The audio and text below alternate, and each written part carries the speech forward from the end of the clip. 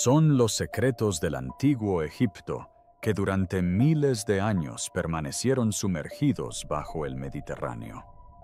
Los tesoros pertenecían a dos ciudades hundidas que se creían mitológicas. Un solo reportero, al que se le permitió entrar en el lugar, la describió una vez como el tipo de historia que te cala la piel y se niega a desaparecer. A primera vista nada de ese día parecía inusual, pero bajo la superficie, las piezas encajaban silenciosamente. Hace más de 1000 años, las dos antiguas ciudades de Thonis Herakleion y Canopus simplemente se desvanecieron en el aire, o mejor dicho, bajo el agua, dando lugar a un momento que dejaría atónitos incluso a los conocedores más experimentados.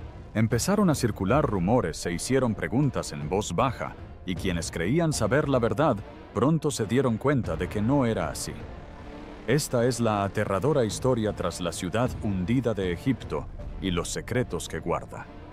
Profundicemos en ella. Donde se hundió una leyenda.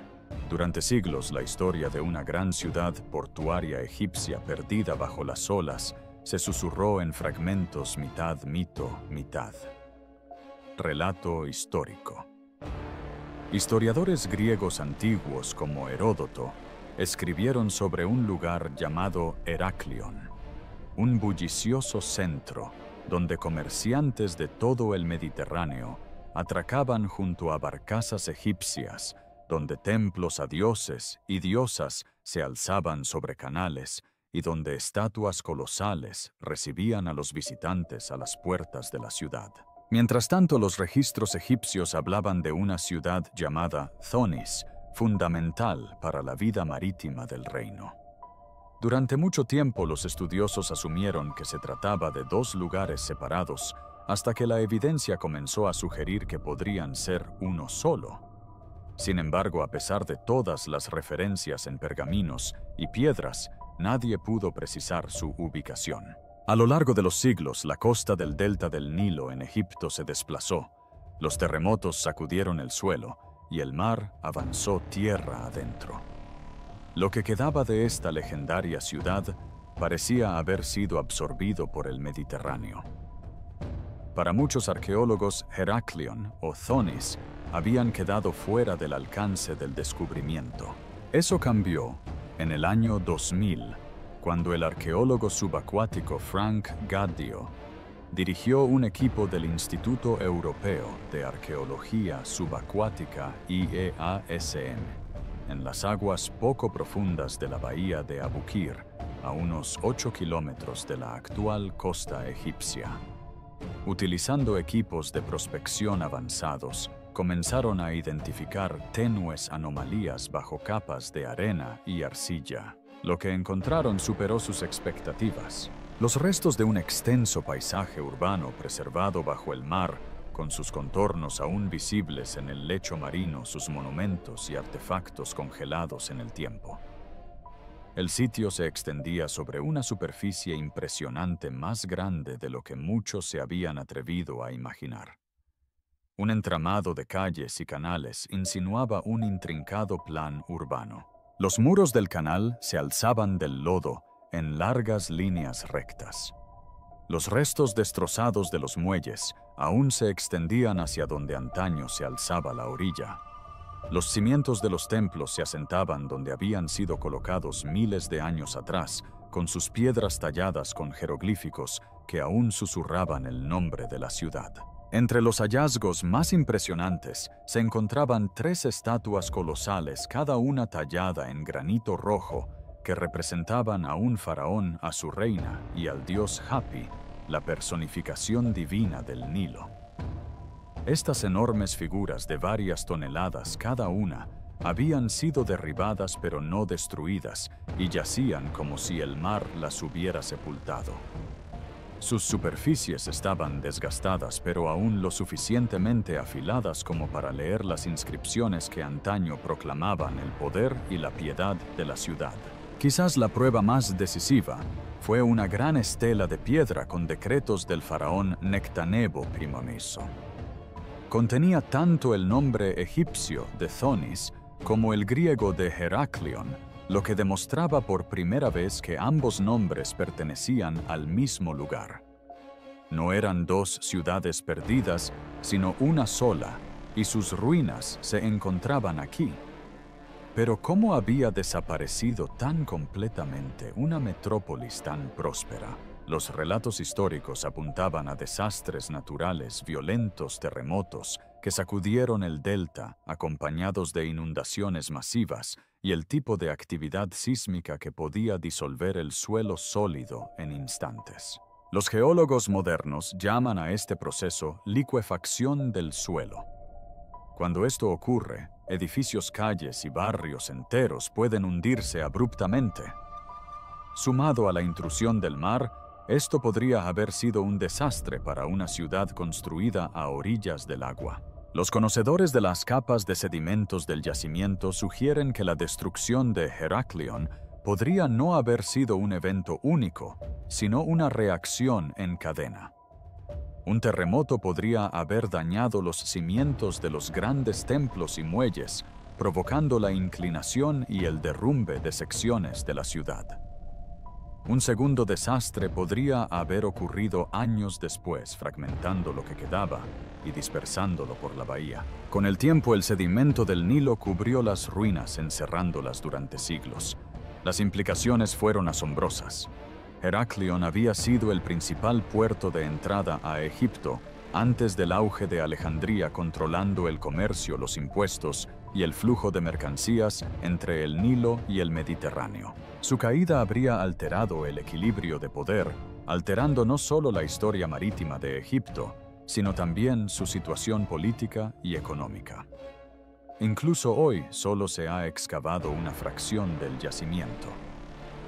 La arcilla espesa y las aguas turbias dificultan la exploración, pero también preservan artefactos delicados en un estado excepcional.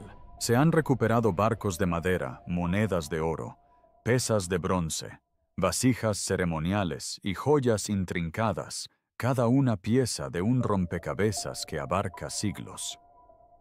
La leyenda era real, la ciudad era real, y a la sombra de sus canales y templos aún quedaban historias por contar. Esas historias pronto cobrarían mayor relevancia, pero lo que estaba a punto de descubrirse dejaría atónitos y bastante inquietos a expertos de todo el mundo. ¿Cómo encontrar una metrópolis hundida? Antes de que los buzos encuentren un artefacto en el limo, la búsqueda de ruinas submarinas comienza muy por encima del lecho marino, con tecnología capaz de ver lo que el ojo humano no puede. Localizar y documentar una ciudad antigua enterrada bajo metros de arcilla y arena no es tarea fácil. Requiere una combinación precisa de prospección marina, escaneo geofísico y exploración robótica. Según los equipos de investigación submarina, el primer paso es establecer un mapa preciso del fondo marino. Esto se logra mediante un sonar de barrido lateral, un dispositivo remolcado por un buque de prospección que emite ondas sonoras y arcos amplios. Estas olas rebotan con distinta intensidad según la forma y la textura del objeto que impactan, creando imágenes detalladas del fondo marino. Patrones que rompen el ritmo natural del fondo oceánico, como líneas rectas, esquinas pronunciadas o montículos inusuales, se destacan de inmediato como objetivos para una mayor investigación. Pero el sonar es solo el comienzo. Los magnetómetros se utilizan para detectar variaciones en el campo magnético terrestre causadas por objetos metálicos enterrados o estructuras de piedra ricas en minerales de hierro. Las anclas antiguas, las herramientas de bronce o incluso los muros de los templos pueden crear perturbaciones pequeñas pero mensurables, lo que indica la presencia de características artificiales. Para observar bajo el lecho marino, los investigadores recurren a los perfiladores de subsuelo. Estos instrumentos envían pulsos de sonido de baja frecuencia a las profundidades del sedimento, revelando capas de material enterrado. En el caso de yacimientos arqueológicos subacuáticos, esto puede significar encontrar los cimientos enterrados de un edificio o los restos de un barco, sepultados bajo siglos de lodo. Una vez identificados los posibles puntos de interés, el siguiente paso es localizarlos con una precisión excepcional. Aquí es donde entra en juego el GPS diferencial. A diferencia del GPS estándar, que tiene un margen de error de varios metros, el GPS diferencial puede localizar un objetivo con una precisión de centímetros. Esta precisión es crucial cuando los equipos necesitan enviar buzos o vehículos operados a distancia ROV al mismo punto en condiciones difíciles. Los vehículos operados a distancia son la base de la exploración submarina moderna en estos entornos.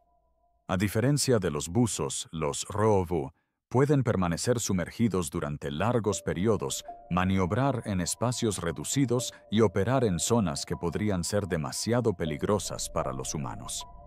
Equipados con cámaras de alta definición, brazos robóticos y en ocasiones incluso dispositivos de succión de sedimentos, permiten a los investigadores examinar y recuperar cuidadosamente objetos frágiles sin perturbar el entorno circundante más de lo necesario. Los expertos afirman que cada equipo forma parte de un flujo de trabajo estrechamente coordinado.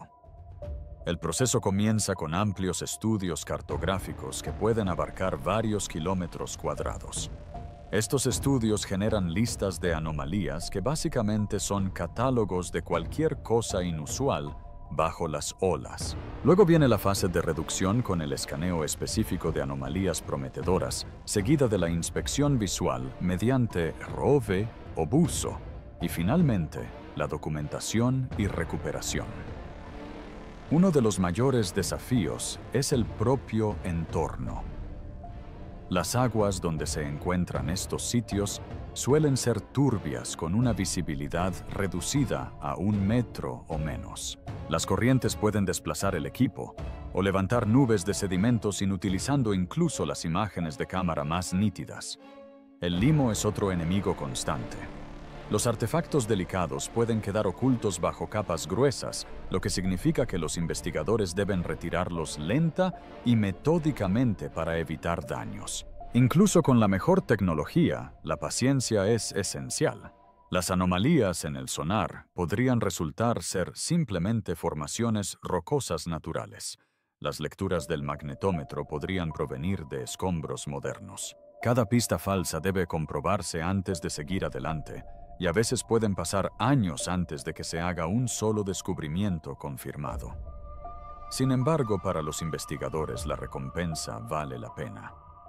El momento en que el contorno granulado del sonar se transforma en una imagen nítida de una antigua muralla o estatua es la recompensa a incontables horas de escaneo, cartografía y reescaneo. Es un proceso donde la ciencia, la ingeniería y la historia se unen en el sentido más literal en el fondo del océano.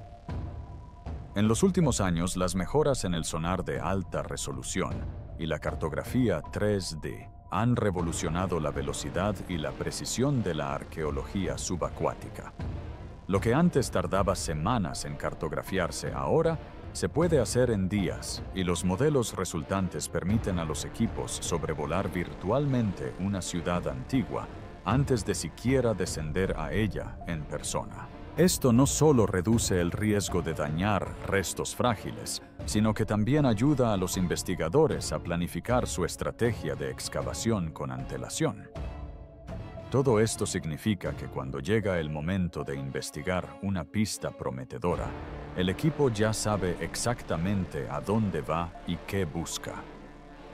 La precisión de la tecnología moderna transforma el fondo oceánico de un vacío anodino en un plano viviente del pasado que espera que manos cuidadosas lo saquen a la superficie.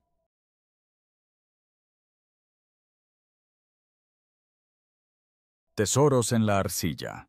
Cuando los buzos finalmente llegan al corazón de un yacimiento arqueológico subacuático, el paisaje a menudo no se parece en nada a las ruinas prístinas que se muestran en los documentales. En cambio, encuentran un mundo apagado y distorsionado, estructuras semienterradas, artefactos sellados en lodo espeso y siglos de historia comprimidos en una capa de apenas unos pocos metros de profundidad. En las aguas cercanas a la ciudad hundida, esto es exactamente lo que esperaba a los investigadores en las últimas temporadas de exploración. Una de las zonas de estudio más notables se encuentra al este de lo que una vez fue el Gran Templo de Amón. Aquí, grandes bloques de piedra descansan en ángulos irregulares, resultado de un derrumbe catastrófico en la antigüedad. Los expertos que han estudiado el sitio explican que estos bloques se deslizaron en lo que solía ser un amplio canal, sellando eficazmente lo que había debajo. Cuando los buzos apartaron con cuidado los escombros más pequeños, comenzaron a descubrir objetos que habían estado protegidos de la erosión durante más de 2000 años. Lo primero que emergió fue una serie de instrumentos rituales de plata, cuencos, cucharones y platos de ofrendas finamente trabajados. Las superficies, aunque opacas por el tiempo, aún conservaban vestigios de diseños ornamentales. Junto a ellas se encontraban delicadas vasijas de alabastro, probablemente utilizadas para almacenar aceites o perfumes sagrados. La artesanía sugería que no se trataba de objetos cotidianos, sino de ofrendas del tesoro del templo, ocultas en un desastre repentino, en lugar de almacenadas intencionalmente. Cerca de allí, en un sector separado pero igualmente importante, los buzos encontraron los restos de un puerto rico en productos importados. Estatuillas de bronce, vasijas de cerámica y fragmentos de mármol apuntaban a una comunidad de comerciantes y marineros extranjeros que antaño habían establecido la ciudad temporalmente. Este descubrimiento, según los investigadores, reforzó la idea de que el puerto era una encrucijada donde las culturas se mezclaban libremente. Dispersos dentro y alrededor del santuario, se encontraban objetos que contaban una historia diferente: armas. Lanzas, espadas cortas y puntas de flecha, muchas de ellas de diseño griego, sugerían que allí se habían estacionado soldados o mercenarios. Su presencia habla de la importancia estratégica de la ciudad y de la constante necesidad de proteger su riqueza y sus rutas comerciales. En otro sector del yacimiento, los buzos localizaron los restos de una gran galera de madera. Con más de 24 metros de eslora, se conservaba bajo capas de sedimentos, con sus vigas notablemente intactas. Los expertos creen que quedó atracada cuando parte del puerto se derrumbó, aplastando la embarcación bajo la mampostería del templo. La posición del casco y los restos sobre él sugieren un evento repentino y violento, más que un hundimiento lento. Pero quizás los hallazgos más sorprendentes no fueron monumentales, sino modestos. Cestas tejidas con semillas de frutas aún selladas bajo arcilla. Aunque ya no son comestibles, se consideran de un valor incalculable para los científicos que estudian la dieta y la agricultura de la época. Las cestas conservadas en su forma original son ejemplos excepcionales de material orgánico que sobrevivió en un entorno marino durante más de 2 milenios. Estos descubrimientos forman parte ahora de las labores de conservación en curso. Los frágiles artefactos metálicos se estabilizan para prevenir la corrosión, mientras que las vigas de madera se tratan en tanques especializados para eliminar la sal y fortalecer las fibras. Muchas de las estatuas y objetos ceremoniales se exhibirán en museos, ofreciendo al público un vistazo a una ciudad que permaneció oculta durante tanto tiempo. Sin embargo, por cada artefacto que sale a la luz, muchos más permanecen enterrados. Según fuentes conocedoras de los estudios, aún quedan grandes secciones del yacimiento sin tocar. En algunas zonas, los escaneos de sonar sugieren la presencia de edificios adicionales o naufragios, pero acceder a ellos requerirá más tiempo, mayor precisión y una excavación más minuciosa. Lo descubierto hasta ahora ofrece una vívida imagen de una ciudad en su apogeo, un lugar de riqueza, cultura y poder truncado por la catástrofe. Pero mientras los investigadores se preparan para adentrarse en la siguiente zona inexplorada, sospechan que el descubrimiento más extraordinario podría aún yacer en silencio bajo la arcilla, esperando su turno para salir a la superficie. Y tenían razón. La calma. La mañana estaba tranquila. La superficie de la bahía de Abu Qir estaba casi cristalina, pero bajo las olas el equipo se preparaba para una misión sin precedentes. En lugar de enviar buzos primero, los expertos decidieron volar un dron submarino hacia la ciudad hundida de Egipto, y lo que descubrieron aterroriza al mundo. El arqueólogo submarino Frank Gaudio, quien había supervisado décadas de trabajo en el sitio, se encontraba en la estación de control a bordo del buque. Con cada movimiento del joystick, el dron descendía más profundamente en la neblina verde. El objetivo era un corredor sin cartografiar, un estrecho espacio entre dos secciones de piedra derrumbada que había resultado ser una anomalía en escaneos de reconocimiento recientes. A medida que el ROV se acercaba, el equipo comenzó a transmitir imágenes en vivo a un gran monitor en cubierta. Durante varios minutos, la pantalla no mostró nada inusual, solo losas cubiertas de sedimentos, grupos de praderas marinas y algún que otro pez que huía de las luces. Entonces, de repente, la geometría cambió. Aparecieron enormes bloques de granito, pero no estaban desordenados. Estaban apilados y en ángulo de una forma que ningún proceso natural podía explicar. La sala a bordo del buque quedó en silencio mientras el ROV se acercaba. Los bloques estaban unidos por un extraño diseño entrelazado, formando un patrón nunca antes documentado en el sitio. Algunos informantes afirmaron posteriormente que la formación parecía casi diseñada en lugar de construida en el sentido tradicional. De hecho, el equipo llegó a una conclusión sorprendente: ningún ser humano puede construir esto. Se dice que en pantalla apareció una imagen de alerta para el equipo que grababa la misión. Noticias urgentes.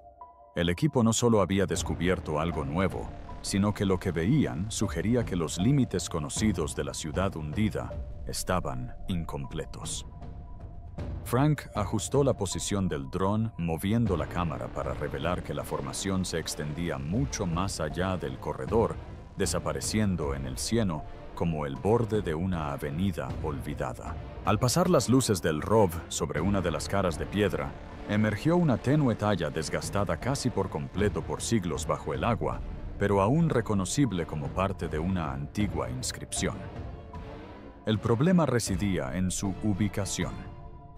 Según los mapas existentes, esta parte del lecho marino debería haber estado vacía. Si la estructura coincidía con la escala de lo que el dron estaba capturando, podría indicar los restos de un distrito completamente diferente, uno nunca antes cartografiado.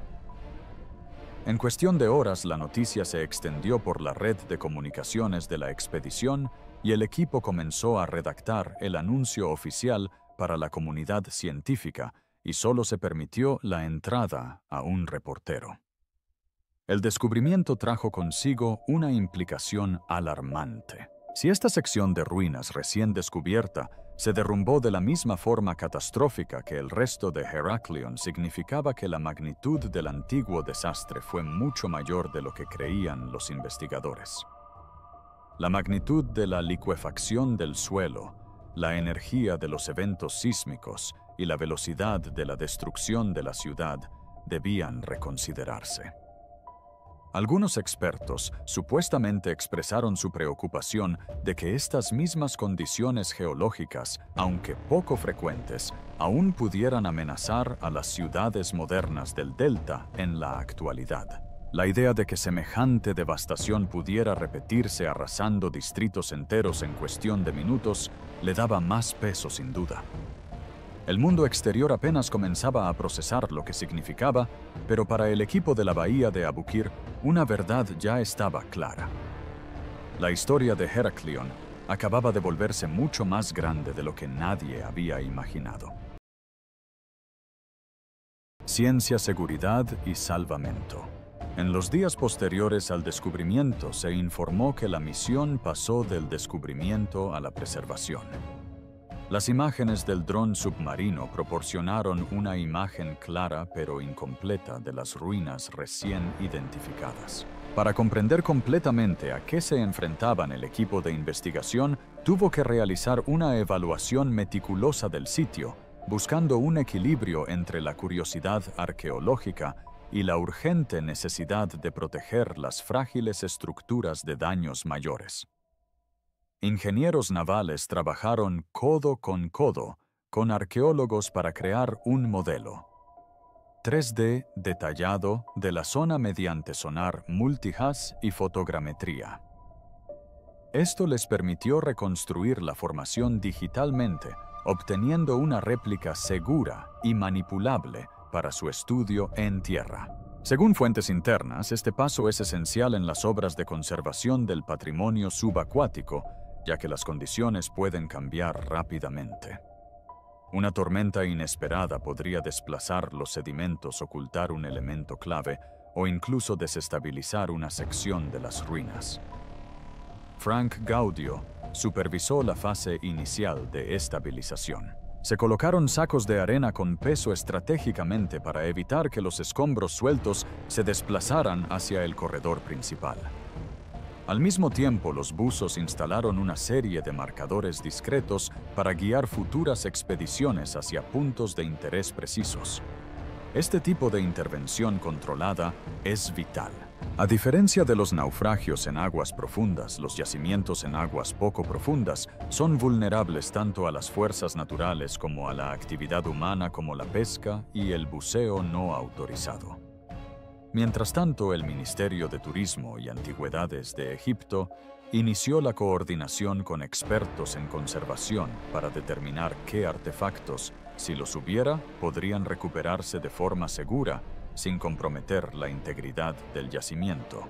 Las frágiles piezas metálicas suelen requerir un tratamiento inmediato una vez extraídas del agua salada para evitar una rápida corrosión. Los materiales orgánicos como la madera o la fibra tejida deben mantenerse sumergidos hasta que puedan transferirse a tanques de conservación especializados. El proceso es lento.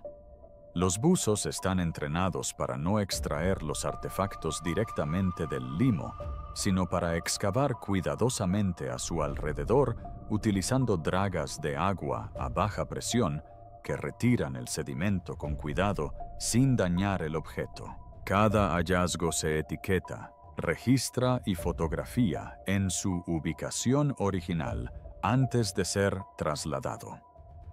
Incluso los fragmentos pequeños de cerámica se catalogan, ya que juntos pueden revelar detalles sobre el comercio, la tecnología y la vida cotidiana que los artefactos más grandes podrían no revelar. El interés público, por supuesto, aumentó tras el descubrimiento y museos de todo el mundo comenzaron a solicitar préstamos para futuras exposiciones. El Gran Museo Egipcio, que ya alberga varias estatuas y artefactos monumentales de Heraklion, expresó su interés en incorporar objetos recién recuperados a la exposición de su ciudad sumergida. También se renovó el impulso a la colaboración internacional. Los sitios patrimoniales subacuáticos, en particular, los ubicados en zonas costeras poco profundas, se encuentran cada vez más amenazados por el cambio climático, la erosión y el aumento del nivel del mar. Los investigadores enfatizaron que lo aprendido al preservar este sitio podría servir como modelo para proteger otros lugares vulnerables en todo el mundo. A pesar de la atención y la creciente urgencia, el equipo mantuvo un ritmo disciplinado. Como Frank suele recordarles a los nuevos buceadores, el mar ha protegido estas ruinas durante más de 2000 años. Unos meses más, o incluso años de planificación cuidadosa, son un pequeño precio a pagar por preservar la historia intacta. El trabajo puede ser minucioso, pero al final cada centímetro del sitio que se registra, estabiliza y estudia es un paso más para garantizar que la historia de la ciudad hundida y la civilización que la construyó perdure mucho después de que el último buceador abandone el agua. Incluso con el último avance, los investigadores admiten que apenas han arañado la superficie de lo que yace bajo la bahía de Abu Qir. Según fuentes internas que han revisado los datos más recientes de sonar y cartografía, solo se ha explorado una fracción de la antigua ciudad. El resto permanece enterrado bajo una arcilla espesa y carente de oxígeno, un entorno que puede preservar la materia orgánica durante milenios, pero que también impide su fácil detección. Los estudios con sonar de barrido lateral ya han detectado anomalías geométricas, patrones de líneas rectas, ángulos rectos y accidentes geográficos uniformemente espaciados que rara vez se dan de forma natural en el fondo del océano. Los expertos afirman que esto podría indicar calles cimientos de edificios o incluso distritos enteros de escala similar a los ya descubiertos. Algunas anomalías parecen estar dispuestas a lo largo de lo que habría sido el paseo marítimo de la ciudad, lo que sugiere que aún podría haber muelles, almacenes o estructuras ceremoniales adicionales allí. También se plantea la posibilidad de naufragios. Si bien ya se han localizado varias embarcaciones, el volumen comercial que manejaba el puerto sugiere que debe haber muchas más. Registros antiguos mencionan convoyes de barcos mercantes que entraban y salían de Egipto a través de Heraclión, y el descubrimiento de más cascos de barco podría ofrecer información excepcional sobre las técnicas de construcción naval, tanto egipcias como extranjeras. Las condiciones de conservación de la bahía, con bajos niveles de oxígeno y temperaturas estables, indican que cualquier barco enterrado podría estar notablemente intacto. Sin embargo, explorar más a fondo no es tan sencillo como bajar una cámara o enviar buzos. Cada nueva zona debe abordarse con precaución. Las secciones más profundas del sitio se encuentran bajo capas de sedimentos de varios metros de espesor, y perturbarlas sin un plan claro podría dañar artefactos invaluables. También existe el desafío logístico de trabajar en aguas que, si bien son poco profundas para los estándares oceánicos, se ven afectadas por los cambios estacionales en la visibilidad, la temperatura y los patrones de las corrientes. Por ahora, el equipo se centra en una expansión metódica, cartografiando cada anomalía, creando modelos de alta resolución y ampliando paulatinamente los límites de la exploración. Frank ha enfatizado repetidamente la importancia de la paciencia, señalando que la ciudad lleva más de 2000 años perdida y que apresurarse podría suponer perder una historia irreemplazable. ¿Qué más crees que podría haber en este lugar? Cuéntanoslo en los comentarios.